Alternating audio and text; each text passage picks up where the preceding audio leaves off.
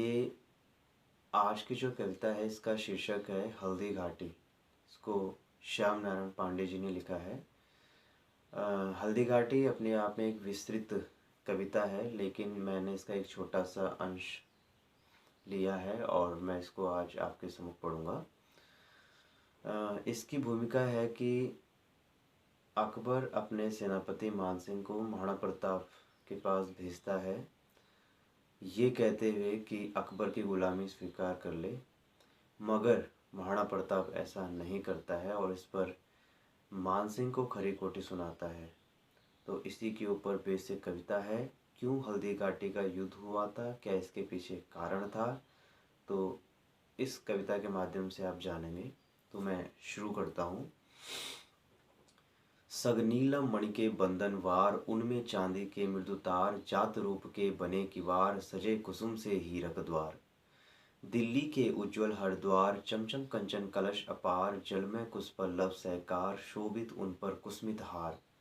लटक रहे थे तोरण जाल, बजती शहनाई हर काल, उछल रहे थे सुनस्वर ताल, पथ पर छोटे छोटे बाल।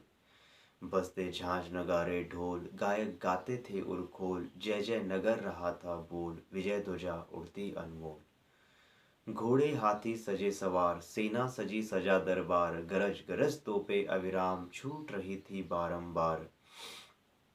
झंडा हिलता अभय समान, मादक स्वर से स्वागत गान, छाया था जय का अभिमान, भू था अमल गगन अम्लान। दिल्ली का विस्तृत उद्यान, विहस उठा ले सुरभि निदान, था मंगल का स्वर्ण विहान, पर अतिशय चिंतित था मान। मानसिंह चिंतित क्यों था? आपने इसकी भूमिका इससे पहले पढ़ी, क्योंकि महाराणा प्रताप के द्वारा उसको खरी खोटी सुनाई गई थी, इसीलिए मानसिंह चिंतित था, लज्जित था। सुनकर शोलापुर की हार, एक विशेष लगा दरबार, आए दरबारी सरदार, पहनेगा अकबर जय हार। बैठा भूप सहित अभिमान, पर न अभी तक आया मान, दुख से कहता था सुल्तान, कहाँ रह गया मान महान।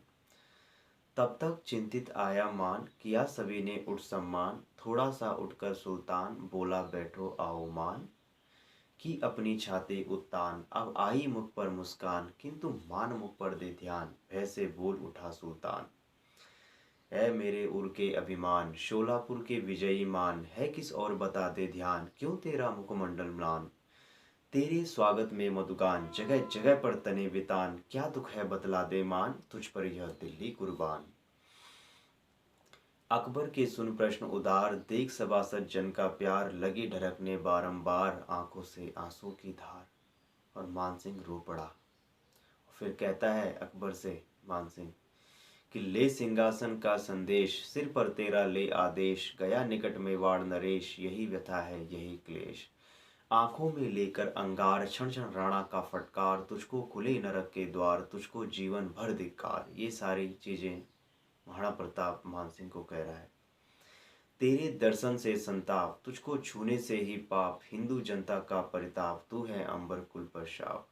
स्वामी है अकबर सुल्तान, तेरे साथी मुगल पठान, राणा से तेरा सम्मान कभी न हो सकता है मान। करता भोजन से इनकार, अथवा कुत्ते सम स्वीकार, इसका आज न तनिक विचार, तुझको लानत सौ सौ बार। म्लेच्छ वंश का तू सरदार, तू अपने कुल का अंगार, इस पर यदि उठती तलवार, राणा लड़ने को तैयार। उसका छोटा सा सरदार, मुझे द्वार से दे दुत्कार, कितना है मेरा अपकार, यही बात खलती हर बार। और शेष कहा जो उसने आज, कहने में लगती है लाज, इसे समझ ले तू सिरताज, और बंधु यह यवन समाज।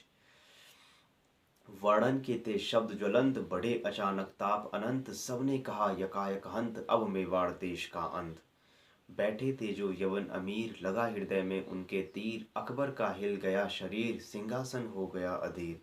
कहाँ पहनता वे जयमाल, उर्मी लगी आग विकराल, आंखें कर लोहे समलाल, भभक उठा अकबर तत्काल। और फिर अकबर घोषणा करता है कि न रह सकता चुपचाप, सह सकता न मान संताप, बड़ा हृदय का मेरे ताप, आन रहे या रहे प्रताप। वीरों अरिको दो ललकार, उठो उठा लो भीम कटार, घुसा घुसा अपनी तलवार, कर दो सीने के उस पार। महाभीषण रणठान, ए भारत के मुगल पठान, रख लो सिंहासन की शान, कर दो अब मेवाड़ मसान। है न तिरस्कृत केवल मान, मुगल वंश का भी अपमान। रख लो मेरी अपनी आन, कर दो हृदय रक्त का पान।